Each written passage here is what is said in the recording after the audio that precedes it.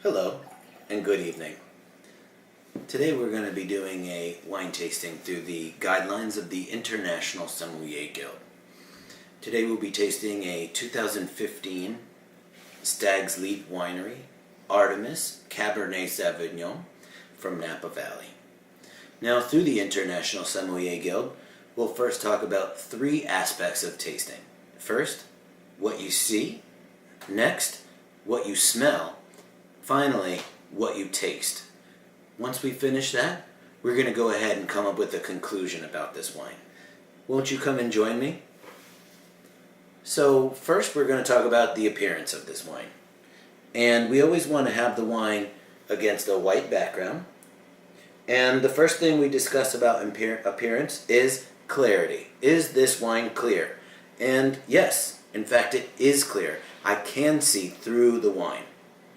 Next, we're going to talk about the color and the intensity.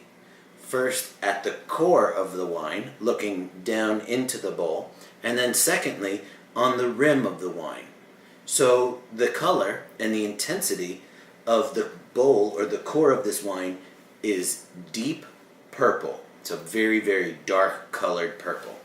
And then along the rim, it's more of a medium purple at best. So, with that being said, we're able to understand that red wine gets lighter in age. And this wine is actually quite dark. We're automatically able to assume that this is a very young wine. After we talk about the appearance, we're going to talk about the nose. And the most important thing here with the nose is that we really give this wine a good swirling and we're able to aerate it. Next, we're going to take long and short bursts of sniffs, so we're able to really get all of our olfactory factors.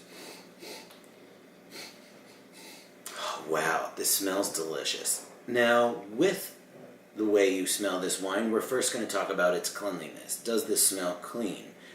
And yes, it does. I don't get any smells of vinegar or wet dog or any other unwanted smells that I would find unappealing in my wine.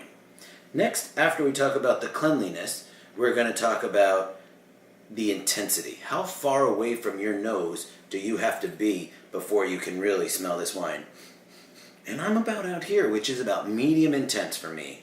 And finally, we're going to talk, when we're discussing the nose, we're going to talk about its development. Is this overdeveloped, which means overripe fruits and maybe old spices? Is it developed, which is like perfectly ripe fruits and lightly toasted spices? Or is this underdeveloped, which is just basically underripe fruits with really no other qualities to it? Now, with this wine I get a lot of black fruits, black pepper or black cherries, I get black berries, I get cassis fruit. I do get a lot of black pepper here as well. I get leather, cedar, and a hint of tobacco, and a little bit of black licorice. Wow, this wine smells very, very good. And with those notes, I would say that this is developed. Next, we'll be discussing the taste of the wine. And as we go ahead and taste this wine, it's important that you swirl this wine around in your mouth for up to 5 to 10 seconds, and that we spit all the wines that we taste. Because our palates are like a muscle. Like any other muscle, they can become fatigued after a while. And by spitting out your wine, ensures that your palate will be less fatigued after several tastings. So let's go ahead and try this wine.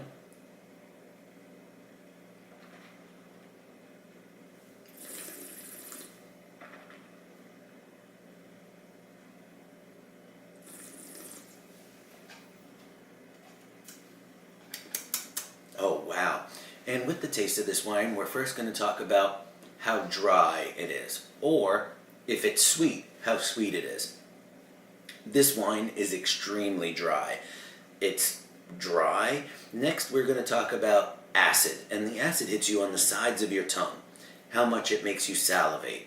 And I get a good amount of salivation in my palate, so I'm going to go medium plus on acid, and then we're going to talk about tannins. And tannins hit you on the roof of your mouth, and it's really that gritty feeling that you get. And I get a tremendous amount of tannins, a very gritty feeling on the top of my mouth, so I'm going medium plus for tannins.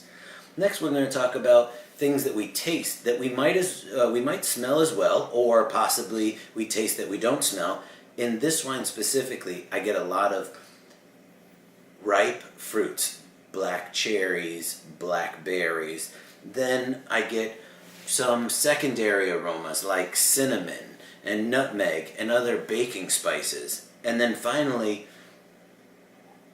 I get a real taste of leather, fresh leather, and a hint of tobacco. I really enjoy the taste of this wine. Next, we're going to talk about body or alcohol, and where the body or alcohol come in is the warming sensation in your throat. How warm does this wine make you in the throat and in the upper stomach area? And I really do feel a warming sensation here, so I'm going to go medium plus body or alcohol. I do know that this is 14.5% alcohol, so actually quite high. And then finally, as we finish with our tasting, we're going to discuss the length or the finish. How long does this wine persist on your palate? And in fact, I can still taste this wine now, so I'm going with a long finish. After we've filled in all of our tasting sheets, the appearance, the nose, and the palate, we're going to go ahead and make a conclusion about quality and maturity. Now, this wine is of high quality. I really enjoy all the flavors that are going on in the glass. And in terms of maturity, this wine could definitely withstand a couple years in the cellar. I feel like 2 years would be optimal to have this wine ready to drink. Again, I wanted to thank you through the International Sommelier Guild for being part of this amazing wine tasting. Cheers.